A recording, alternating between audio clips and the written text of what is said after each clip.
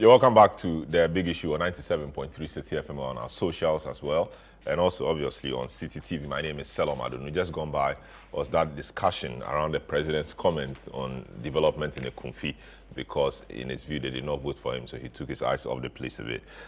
Now we tend, so politics really is a passion of the nation. We tend to another passion of the nation, which is football. The Black Stars have been in Cote d'Ivoire, our neighbors Cote d'Ivoire, as part of or among the 24 teams vying for the $7 million US dollar Africa Cup of Nations prize money. One key player on Ghana's team that was excluded from the squad was Thomas Partey due to injury. Ghana's coach Chris Hughton explained that Partey's full recovery from current injury will not be in time for him to join Ghana's squad for the AFCON. Before the team left for the tournament in Cote d'Ivoire, President Akufo-Addo hosted a dinner and a mini concert for the Black Stars on Tuesday, January 9, 2024, for the 27-man squad. The Blue Sharks of Cape Verde stunned the Black Stars of Ghana 2-1 at the Stade Felix Houphouët-Boigny on Sunday in Ghana's first game. Cape Verde seized the initiative in early, capitalizing on a mistake by Richard Ofori. The Ghanaian goalkeeper parried a weak shot into the path of Jamiro Montero, who tapped into an empty net for the opening goal. Ghana thought they had equalized through Majid Ashimero, but his long-range strike was controversially disallowed for offside after Ransford Yeboah was adjudged to have obstructed the goalkeeper's view. Just as both sides seemed headed for a draw, a late defensive error from Mohamed Salisu proved costly.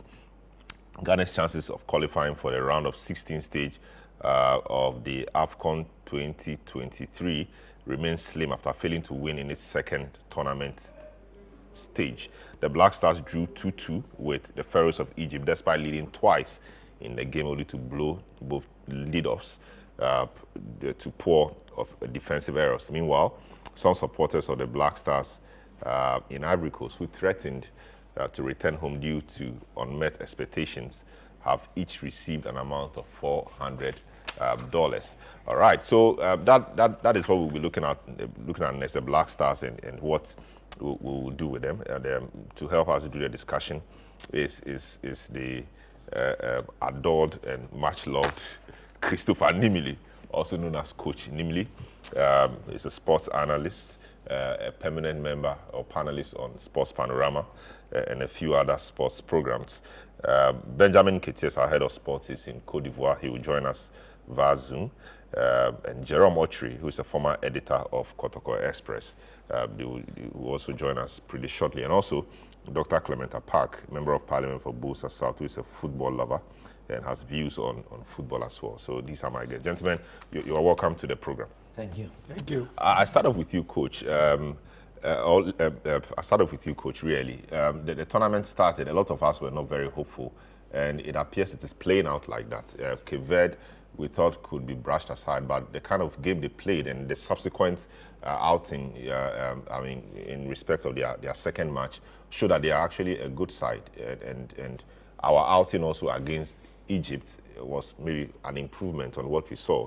Ghanaians are not happy. Is that justified, or we should think that it's a tournament? The more we go, the better we improve, because what we saw against Egypt was a marked improvement on the game with Cape Verde. What's your thinking around all of that, the tournament generally and Ghana's play so far? Thank you, and I'm most grateful for you having me on the program. It's a pleasure. I think the feeling of the people of this country, in my view, is justified, because at the end of the day, we are going to a competition that we've not won in 42 years. If we fail to win this one, then the last time we won it was 42 years ago. So personally, I would have thought that should year after year serve as a motivation to put an end to that jinx. And by so doing, we have to be honest and sincere. There has to be a plan, proper plan that we can all abide by and follow over the years. We've not done so. So at the end of the day, once you go to the tournament without taking the best players that we've got as Ghanaians, such performances will be there. To win such tournament, you need to ensure that there's consistency in your performance. Believe you me, the Black Stars have won only 1 out of their past 11 AFCON games. Until this tournament, we had won 1 game in in 9 games, 1 out of 9. When things like that are happening, and you are part of those decision makers, you need to sit down and do sober reflection and come out with an immediate.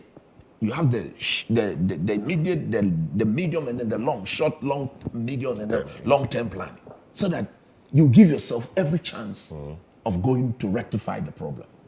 Now, this is where we all started from. I remember very well that when Keto Kreku took over the REM as Ghana Football Association, the moment he chose himself to be the chairman of juvenile football in this country, it was a decision that went so well with me, because I believe that is the base. If you get the base right, you will definitely flourish when it comes to the apex of the game, which is the Black Stars. But unfortunately, when he took over the realm of our football, he's only seeing himself and those in and around him. When I say those in and around, I'm referring to the ESCO members. They all have football teams that they run. Go to our under 15, our under 17, our under 20 teams. It is dominated by players playing for these people's teams. They are Ghanaians accepted, but they are not necessarily the best players in the country. So if you restrict your pool and you don't open the net to bring in the very best, you will struggle like we have struggled. Fast forward, we got the opportunity to go to the World Cup. The day Keto Kreku insisted that he had to appoint Otto Addo as the head coach of the Black Stars, I knew, and I said it on Sports Panorama, that we were doomed for the next 5 years. Why did I say that? The Black Stars were not going to win the World Cup. So I saw that as a preparatory ground for this particular AFCON. So I told the people, I told the FA people that, look, give the job to somebody who will prepare our team, having this particular AFCON in mind, for us to go and win it. That person would be Chris Hughton. Chris Hughton was in the shadows at the time. No, at the time, I didn't think he was the man for the job. I've always said from day one, don't give the job to Chris. So you wanted us to go get a new person? I wanted us to go and get somebody who is top-notch, who will build our team. But Chris Hughton is top-notch. No, he's coached in the Premiership and all of that. Yes, he's done that. That's good experience. That's good experience. But if you look at his trend of coaching, I think he's fell off the modern era of what coaching is about. All his methods are archaic. And we are seeing it in the tournament. The FA president didn't listen. He gave the Black Stars job to a caretaker manager, somebody who kept telling the whole country that he would not commit to Ghana. Yet still, we took him to the World Cup. When a legend of our game, Joseph Addo, formerly of the Black Stars, 1992, 1996, spoke against that appointment, that no, a country like Ghana should be going to the Mondial, to the World Cup, with the proper coach. Substantive coach. Somebody who we can tax. Go and give a good showing at the World Cup. We are going to tax you to win the AFCON. Is it not because of the drama that surrounded our qualification? The president was so impressed. The president told him on phone, we all heard that he is coming to do the work and all of that. We are not to work based on emotions. But football is emotions. No, football is not all about emotions. If you allow your emotions to get the better side of you, your brain goes to sleep, you will suffer like we are suffering now. So the Otto Addo appointment was wrong. Now, just after that, going to the AFCON, we had about a year to prepare into the AFCON. You don't go and get rid of Otto Addo and keep the same technical team that was part of an abysmal coaching team at the World Cup. Chris Hughton was part of the Otto Addo technical team. He was, in fact, the technical advisor. Masawu Didi Dramani was there. George Boateng was there. These were Otto Addo 2 direct assistants. We kept seeing a problem of a very fragile mental group. This Black Stars team is fragile, it is mentally fragile. The team weak. proper. The team, very weak mentally. With Thomas Partey, the day are you and They are very Jordan weak. playing at a very high level. I'm telling you, as a group, as an individual, they may be solid. But as a unit, they are a weak team. Because look, the problem we've experienced throughout the World Cup is still occurring in this particular AFCON. Go and check. We are unable to keep a lead. Once we concede in the next 5 to 10 minutes, you bet your last pesewa we will concede again, and it's happening. And then that's down to mental toughness or tactics. That's not necessarily tactics. You can be doing tactically very, very well, but if mentally the players are not communicating with themselves, then there's going to be an issue. Look at the goals we gave away against Egypt. These were fundamental routines that shouldn't result in us being punished. And these errors were committed by top players. Inaki is doing well in his club. Bukhari is doing so well in his club, scoring in Champions League, etc., at the highest level. That's right. So how do we blame the coach or the technical team for individual errors? Look, go and look at the game again. About 60% of the Black Stars passing was backwards. So what Inaki did was part of the DNA of the team. We hardly passed the ball forward. We have, in the tournament, we are playing with midfielders who cannot kick the ball forward. So what Inaki did was what the coaches have told him. Why couldn't they kick the ball forward? Were they afraid that the ball... Why so? Because what I realized, especially in the Egypt game, was anytime the Egyptians got the ball quickly progressed to our side. That's right. But when we got the ball, we were always going backwards and all of that. Why so? It's because of the quality of players we've taken to the tournament. That is what is so painful to somebody like me, shocking to me. Because when you are selecting your team, there has to be balance. You cannot go with the same type of or similar players. There should be balance and variation in every department. The players we've taken to the tournament, all the midfielders we've taken to the tournament, none of them are forward-thinking midfielders. They are sideways. Yes, Salis. I mean, Kudus? No, Kudus is part of the attacking third. Okay. So we need people to get the ball to him for him to go and punish the opponent. But if you look at the back line, Ashimero is one of those. Ashimero hardly passes the ball 60, 70 yards. He wants to run. If there is space in front of you, you do that. But if there's no space, you should be able to pick the passes. I mean, we've seen Kojo Asamoah over the years. Michael Eston, Stephen Appiah, Lai Kingston, Suleiman Tari, Mubarak Wakaso. If we didn't have players like that, the Black Stars wouldn't have beaten Angola. But do we still have players like that in Ghana? The coaches decided not to take them to the... Players, who are they? Players like Alfred Duncan, like Jeffrey Schlupp, like Bernard Mensah. Yeah, Jeffrey Schlupp. I mean, yes. He did that so well in Crystal Palace. Why was he not taken? You see, prior to the World Cup, when he was dropped, he had an issue, and I'm sure he said a few things. He never said anything. His agent spoke. His agent spoke, that's true. But his agent is his agent, so he speaks for him. At the end of the day, the boy would not control exactly what his agent will say. Even if the agent spoke and he didn't speak well, do we dwell over that and punish 32, 35 million people?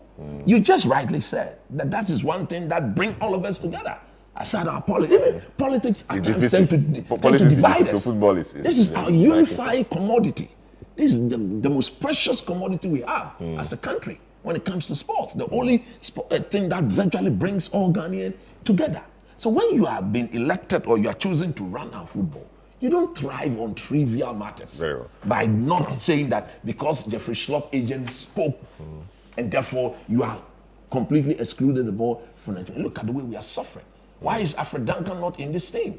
He is on record to have said he won't play for Ghana again. But there's a way out. But if he says he won't play, he won't play. No, but did they have said he won't play? It took the former president, John Dramani Mahama, to rectify that. As Samoa said he won't play. It took the former president, Mr. John Ajay Kufuor, to fix that. Lionel Messi said he won't play for it. In fact, he said that twice. But the people of Argentina... And even Zidane. Exactly. You need to go and talk to them because it's about the country. So if the boy would not just wake up and say, I won't play for Ghana. Something might have triggered that. So you address the problem. Somebody like Bernard Mensah, one of our very good technically gifted players, have said about 6 years now that he won't play for Ghana. And if I tell you the reason for which he said he won't play for Ghana, you marveled. He's got issues with the Ayew brothers. And therefore he felt that until they are, for as long as they are in the team, he wants to stay away. These are trivial matters that people in high position, people call them and sit them down and quickly fix the problem and get the whole country to benefit. I want to go to Cote d'Ivoire. Benjamin Nketia, good morning from Ghana here. Welcome to the program. How are you doing? Bonjour, Salam. I'm doing good. It's a little calm here because Ghana have played our second game. We are waiting to play our third game. So it's not that crazy out here for Ghanaians. We are just observing the other games, basically just running reports and stuff like that. So it's all calm here. I was thinking you were going to start, give some French salutations, but that's fine. I'm sure your French is now waking up. But generally, what is the thinking of the team? They should obviously be disappointed at the way they gave out those 2 goals, in the match against Egypt. What is the thinking of the team? Are they blaming themselves? Are they banding together? Are they training to ensure that we defeat Mozambique so we don't have a repeat of what happened against between us and Comoros in the last tournament? What is their thinking? What are they doing? Are they confident? The draw against Egypt really was a painful one, and being around the players, the coaches, journalists, and even Ivorian fans alike, you got the sense that it felt more like a defeat than even a draw because of how it basically played out. But again, a couple of things need to be set right. As far as Ghana's team is concerned, we need to understand that Ghana really didn't create a lot in that particular game against Egypt. It was moments of individual brilliance. That first goal, especially from Mohamed Kudus, and then the second goal, you might say, was pretty much constructed from the side.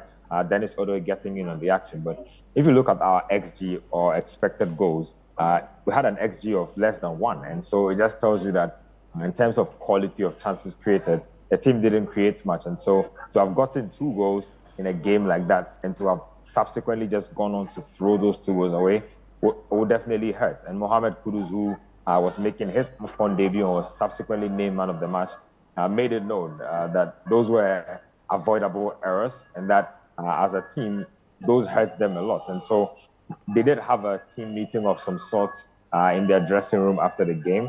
And the consensus was that they needed to rally around what was a bit of a crisis moment to be able to get past the Mozambicans in the next game. And so it's more of let's salvage what is left of the situation, but still knowing that some way, somehow, we have some parts of our destiny in our own hands. But this has like writings of Cameroon all over again, defeat in the first game, draw in the second game, and somewhat uncertainty going into the third game. So as far as the boys themselves are concerned, they say that they don't have enough time to be pointing accusing fingers at the individuals who committed those errors, because if you are a team, when you win together. And so when the bad times come, you endure the bad times also as a group. And so they probably have forgiven their teammates who committed those errors.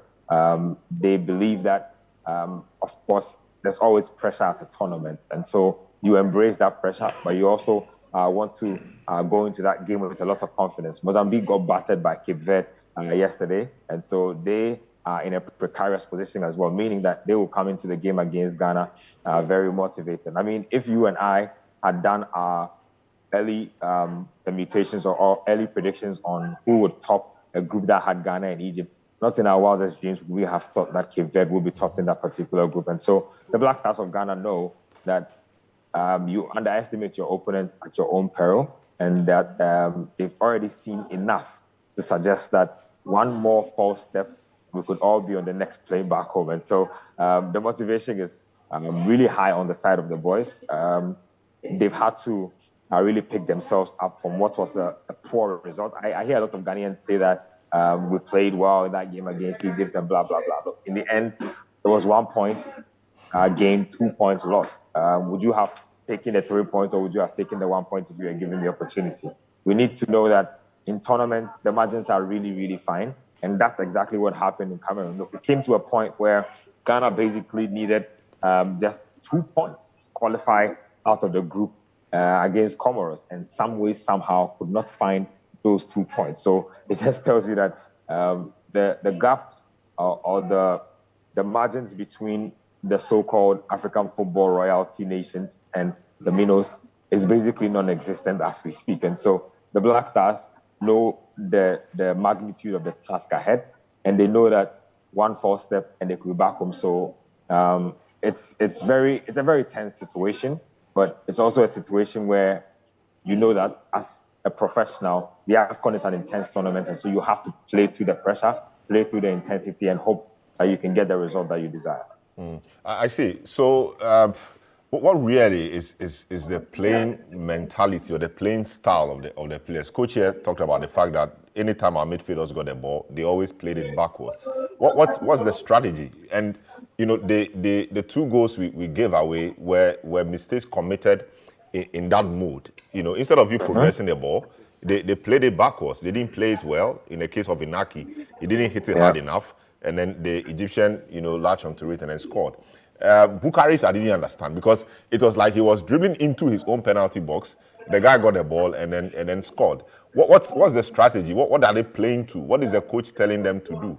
Because we would expect that they will be progressing, and we've not seen enough of our guys moving the ball forward. Meanwhile, anytime you saw the Egyptians, they quickly moved the ball from their half to our half, piling pressure on us, and that wasn't good. What's the playing style?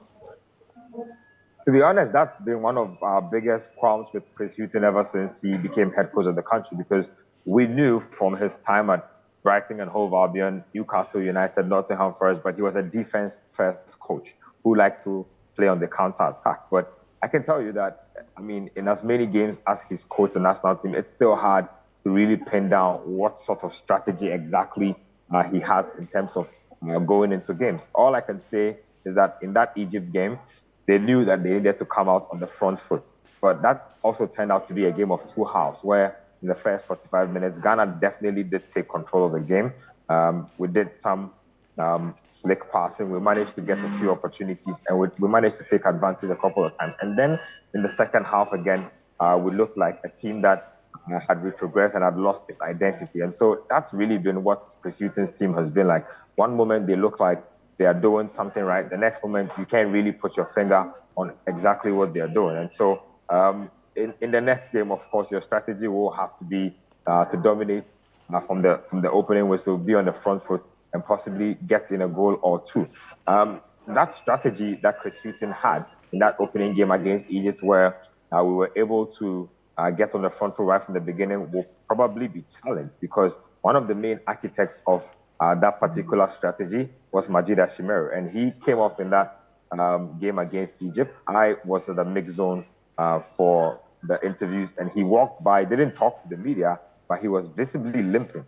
We've not had any updates from the team on him, but if you watched what it was like, I think it will be a probably 50-50 situation on whether he makes it to the next game or not. I'm sure that the medics of the team will probably be racing against the clock to do everything possible to get him in. But if he doesn't make it, that raises another question of who comes in as his replacement. If you look at the profile of players that we currently have in our team, it will be, the most immediate replacement for Ashimeru would be Richmond Lamptey. But he plays his football for Asante Kotoko.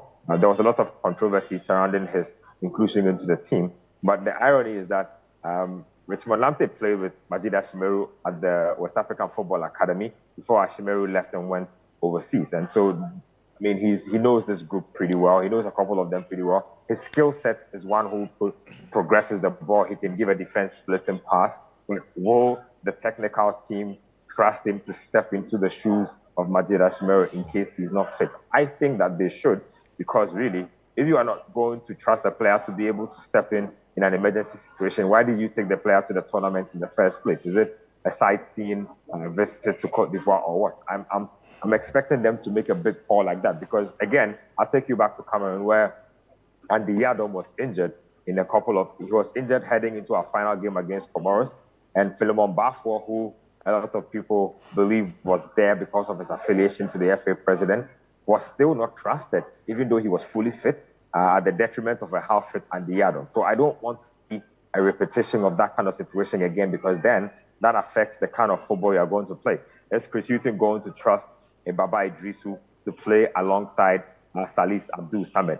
Ideally, that is Hughton's identity, playing with a double pivot in midfield. But a double pivot in midfield means that you are approaching the game with a conservative mentality. And that is not what Ghanaians like to see, first of all. And that is not what you need going into a game where you want to win. And so a lot of questions are up in the air as far as the strategy and the personnel. I also think that you talked about the second half where Egypt were basically bombarding Ghana and we're transitioning very fast. I feel like Chris Hughton tried to defend the lead that Ghana had, but I mean, if you are going to park the bus or you're going to play with those tactics, you need to have the right type of personnel. I don't think that Ghana has the right type of personnel. I don't think it is in Ghana's DNA to play 90 minutes of defensive football and counter-attack based on the kind of personnel we have. Mohamed Kudus, Joseph Pinto, Osman Bukari, Inaki Williams. It's really not in our DNA to sit back and have the opponent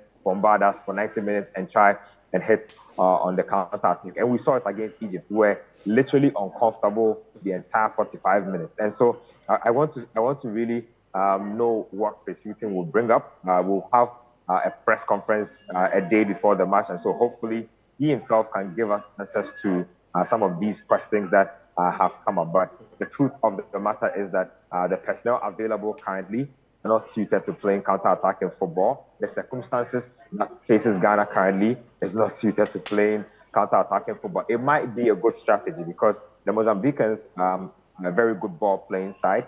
And we saw that against the Pharaohs of Egypt. They lost their second game by 3-0. And if they are a team that have any pride in them and have any pride to savage, you know that they will come out all guns blazing against the Black Stars. And so we might be looking perhaps at most complicated game in the tournament so far. Barring the fact that Egypt are a powerhouse, Cape Verde are a surprise package, Mozambique will give us a very tricky test, and it will basically test everything that we have as a national team. I see. Very interesting. Jerome, you have been writing and doing a lot of things in respect of football and Black Stars, etc., Kotoko Express, everything. They kind of, so Benjamin alludes to the fact that the kind of players we have taken to the tournament may not be suited to a certain kind of football we're trying to play. And of course, coach also alluded to that. What is the problem? We have good guys like Kudus, Inaki, even though he's good in his club, a lot of people haven't seen much around him. What can we do? What kinds of players do we need to assist these guys do well? Of course, in the game against Egypt, like Benjamin said, the 2 goals we scored were down to Kudus' individual brilliance. The 2 goals he scored were not even chances properly created. The first goal, I mean, we didn't even see it coming. The second goal, he just took a chance. His quality showed. How do we ensure that these good players we have, Jordan, Inaki, Bukari, and Kudus himself are fed properly so they can create the chances and possibly, give us a good game? What must we be doing? Well, I think we must get something right, which is some of the players are individually brilliant. I mean, they have the brilliance to change the course of our game at some point. And that is what we saw of Kudus last, was it Thursday or so, when we played Egypt. And I think that brilliance is going to come at play or to play again. What's important, however, is how we are able to make the brilliance of some of our players work in our favor. And the point I'm making is Kudus on that day held Ghana on his shoulders. And unfortunately, careless mistakes cost us. If you are a team and individual players are able to give you results like what Kudus attempted to do, and the team is not able to work in a manner that steers the team to the point all of us desire, you concede goals in the manner we did, rather cheaply and rather easily, you are going to suffer. So I am looking at, you mentioned Jordan, there's Kudus, there are the others. They can all come to the party, as we usually say, and give us the kind of performance we expect from them. But how would the team be able to hold themselves together to the end where we all will say, this is what we expected them to do, and they've done it? Because, to be honest with you, I was very disappointed on Thursday against Egypt. I didn't watch the match because I had other things doing, and I decided to concentrate on those things. Yet, even in my concentration elsewhere, I kept checking what was happening. And when I heard Ghana was in the lead, I was so happy, only to come back and check again, and we were down. And later, when I saw the goals, I said, no team defends this way. No team plays this way. And you see, even when you play well, you can lose. But when you gift opportunities to an opponent in the manner we did, then there is something fundamentally wrong with you. And I think what is wrong with us is that I don't know whether it was Benjamin or one of our colleagues did some work on how Ghana has conceded in the last year or so. And you can clearly tell that anytime either we go up or anytime we're under pressure, we crumble easily. And from the work I saw, it's always the case that within 2 to 5 minutes, when we go up, we concede. And that, for me, is a mental problem. I mean, I'm not saying that... It is a mindset problem. I think Coach also alluded to that. The mental attitude of the players ought to be checked. Because at this level, you expect your team to have character. The sort of mental character that will ensure that even if it's a slim lead they have the attitude that will help them maintain the lead to the end. Because against Egypt, we're not 3-0 up. We're not 4-0 up. Sometimes even when there's that big margin of lead, if you are not careful, it can be whittled down to a draw. And perhaps the opponent will even scale over and win the game. So all I'm saying is that I think what we did against Egypt was more like a gusto performance. It was because we knew we were playing Egypt, and so we had to put our best on the table. And I think a number of the players did that. For instance, Kudus really showed us that he has the quality to drive this thing. But it comes down to what they can do as a unit.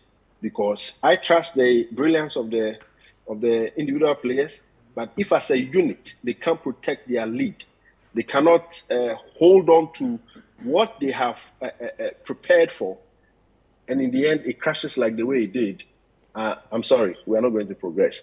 And see, I would wish that we also downscale our expectation. Because you see, it looks like everybody is looking at how we make progress. Yes, progress is important. But take it from me, even if we get to the group stage, I mean, we get over the group stage and get to the knockout, we are still going to be confronted with the reality that our team is not as good as we think it is. And I would wish that we pay attention to the building blocks of this team so that irrespective of where we exit, we come back home and build on that. That is something we have not been doing. I mean, the problems of the Black Stars, I have constantly said, has to do with the way managers of the team are handling the team. It is not about the players. Yes, the players are always in the focus within 90.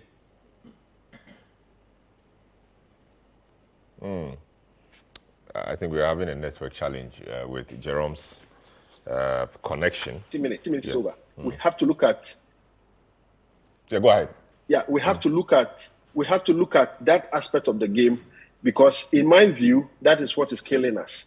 If we are not going to pay attention to the fundamentals of national team building, which we all know. I mean, today it's not so difficult to establish those things. There must be consistency in player selection. There must be consistency in coaching. There must be good decision making at the top, those who take decisions for the team. These are things we have to look at so that if AFCON 2023 is over, we are coming to continue from where we left or whatever we've been able to build. But if we come back and there's a disintegration of the team on the management level, on the playing body level, even within the public domain, we are not even sure where the national team is going. I tell you, there will be another AFCON and we will have to come back having the same discussion. I mean, I have had this discussion in the last 3 AFCONs. And I'm telling you that if we don't sit up and decide what we want to do with our senior national team and the other national teams and be clear in mind where we are going, I tell you, we are always going to have these kind of problems that we have seen. Very well. Thanks, Jerome. I'll get back to you again. I'll come back to you again. Honorable, well, you are in leadership. A lot of the things that have been said, Coach Benjamin, Jerome, appears to be pointing to leadership at the FA level, and even, I'm sure, it goes beyond the FA level. What can leadership do about all of this? Football is the passion of the nation, and it does appear that, AFCON after AFCON, the hopes of Ghanaians are dashed. It appears football is one thing that holds us together, gives us hope, etc. But we are losing it. Comoros at the last tournament beat us. Now we're going to, Cape Verde is beating us. Now we're going to meet Mozambique. We don't even know what to expect. In fact, when I watched Mozambique's match against Egypt, I was surprised. And I even thought that the last minute penalty they gave them was a bit suspect. But that's how come Egypt came back kicking back into the game. I didn't quite watch the match against Cape Verde, but Cape Verde was great. So Cape Verde beat them 3-0. I'm not very surprised. What can we be doing? Is it a leadership problem? Is it a talent problem? What is it? Well, Salom, let me begin by indicating that the last time we won AFCON, Yeah. I was 11 years old. You even saw it. I didn't see it. I was 11 years old. Wow. That should tell you how far we have been in the wilderness as far as our pursuit to build on what clearly is past glories. That's right. Is concerned. And you see, I agree with all the commentators so far. On the one hand, we want to win, we want to progress, but we don't seem to be interested in addressing the building blocks and the foundation. If we were to take even the current team as an example, from the conversation so far, and from your reporter who is actually reporting from the Ivory Coast, you have a team that is accustomed to a certain style of play. And you have a coach whose philosophy is the opposite of what the team is accustomed to. Clearly, there's a problem instantly. Disconnect. Which then means that the coach does not even understand the group that he has assembled to put together to play.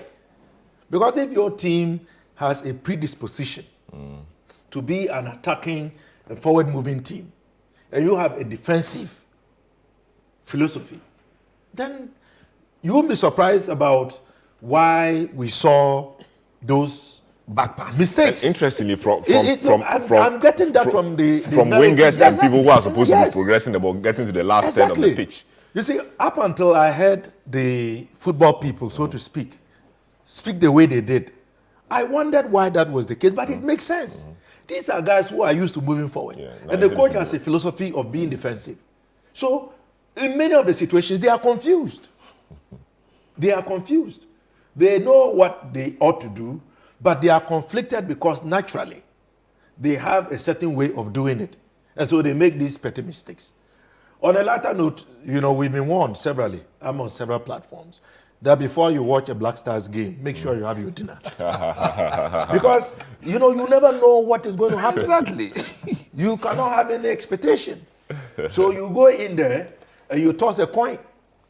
As Bukum Banku would say, what can come, can come. But you see, on a more serious note, I agree entirely that the way we are managing football in this country leaves a lot more to be desired. Now, when I was growing up, the number of coast teams that were present in the Tamale metropolis, I couldn't count. I played for United Babies. Oh, I see. Yes. Then later on, we moved to another one under 17, Black Meteors. There were coast teams everywhere that I could remember. And into schools, sports, football competitions, secondary school level, the talent, the structure. These days, when was the last time you heard about secondary schools competing? It is not there. It's all dead. Is it a GES problem or is it an FA problem? Well, That is a GS it is a GES problem, but it's also a product of inadequate funding. All of this is supposed to be funded under the free senior school policy. The monies are not going. So you don't tend to hear inter-school sports competitions. But these are where we need to focus attention. The calls, the local teams, the inter-schools, inter-colleges competition. That is how the talent was mobilized. Abedi Pele and Co. I mean, they were discovered. Asamajan. Even recently, Asamajan, Yes. Asian and Co. Calculation, Yeah. okay. You see? So I think that we ought to take a second look at the whole arrangement. Yes, we can rely on the foreign players, but what has happened to grooming, nurturing local talent? So now we just wait for some country to bring the people. If they're unable to make it to their national team, then we go and bring You them. see, excuse my language, but that is a lazy approach. It Very, is. very It is And that actually. approach clearly does not have the foundation because it is not Not homegrown. based on a solid homegrown foundation. So I agree with the coaches. We need to look at the building blocks. And we can do it. Look, football is a high-end income earner. We know it. There is talent in this country. So why don't we open it up and do the right thing and invest in it and then get the output? Look, he spoke about how members of the FA have They all have to their compel, footballers. the selecting committee to present or pick their players. That in itself is a problem. So you can have good talent, even within the local league. I've heard of some very good guys who are playing and playing well, and yet they don't get called up.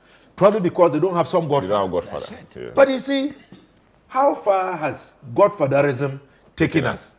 The last time we won, I was 11 years old. 42 years ago. Today, I am 53 years old. Wow. I see.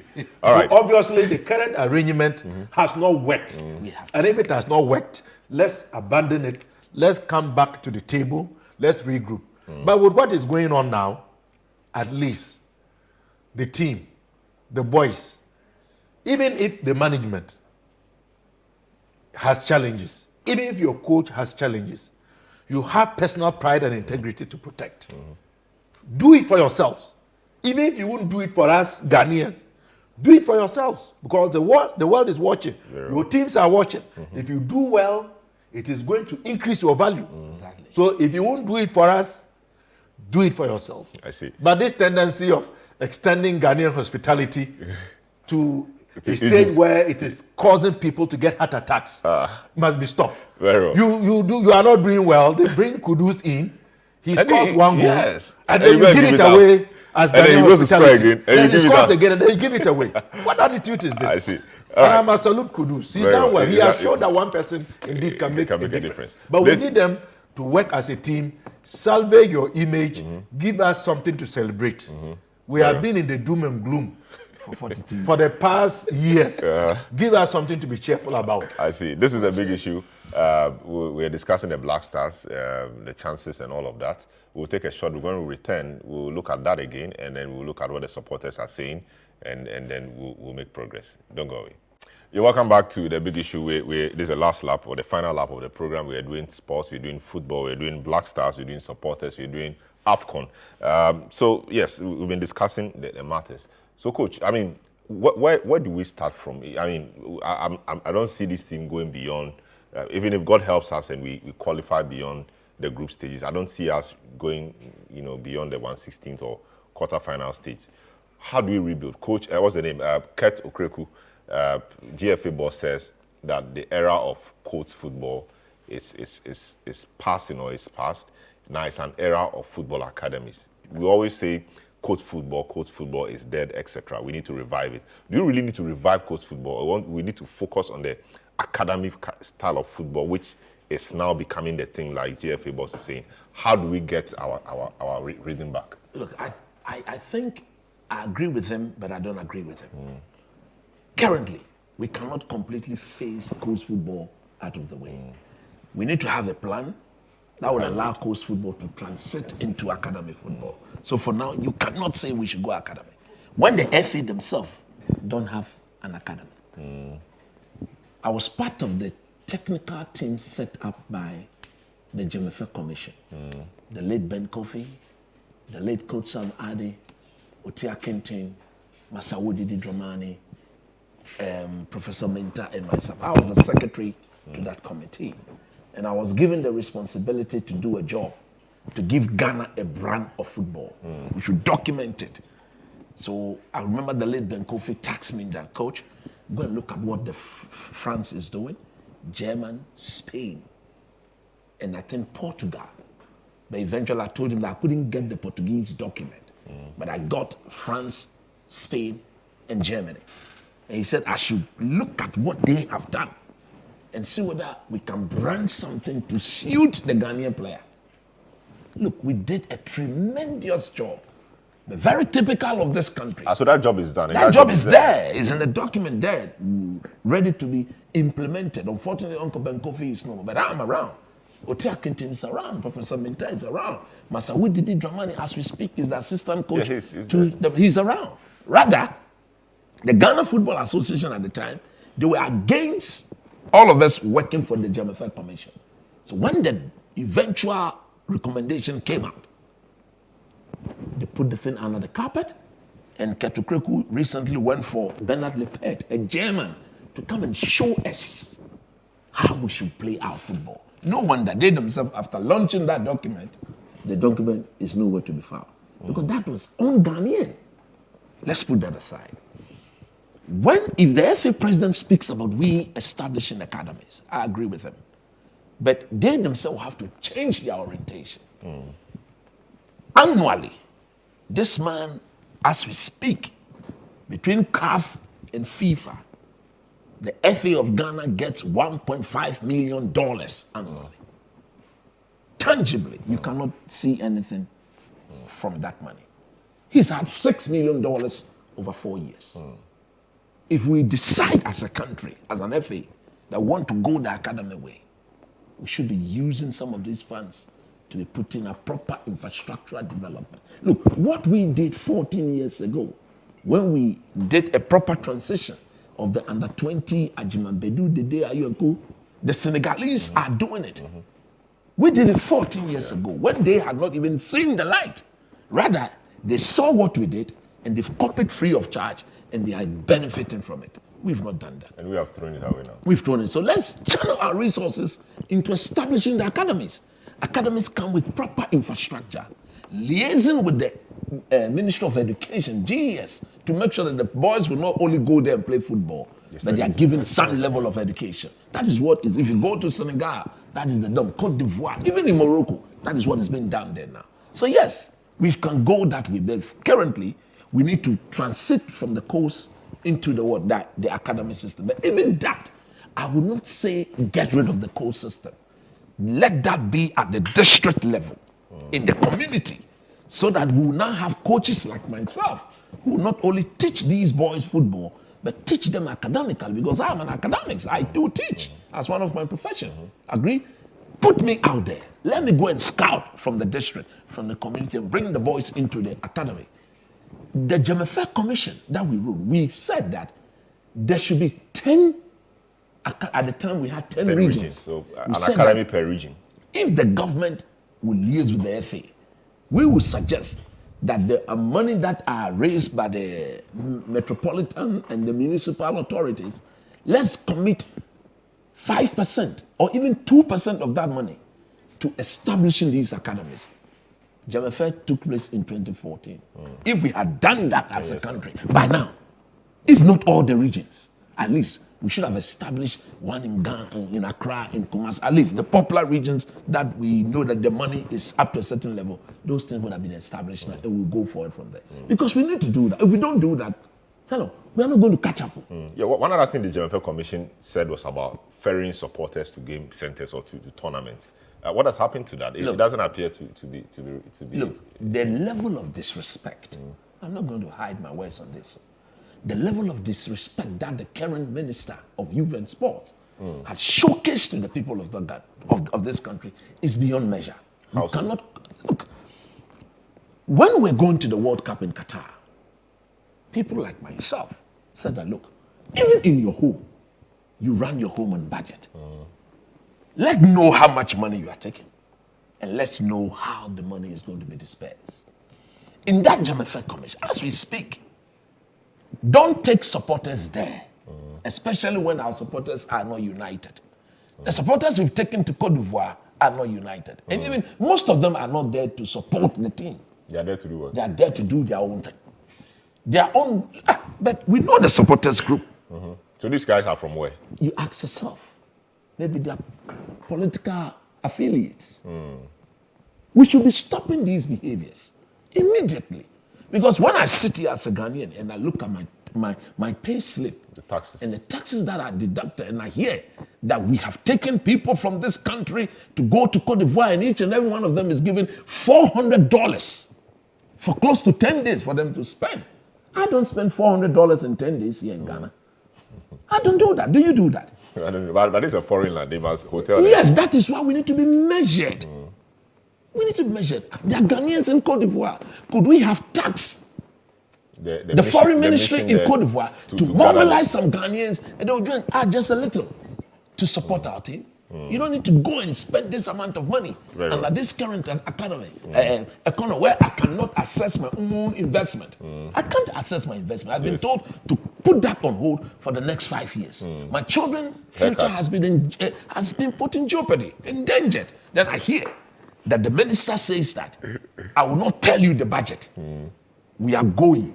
When we come back. And just like somebody took us to Brazil and told us that a coconut costs $100. This man will go and come and tell us the same thing, and we'll clap for him.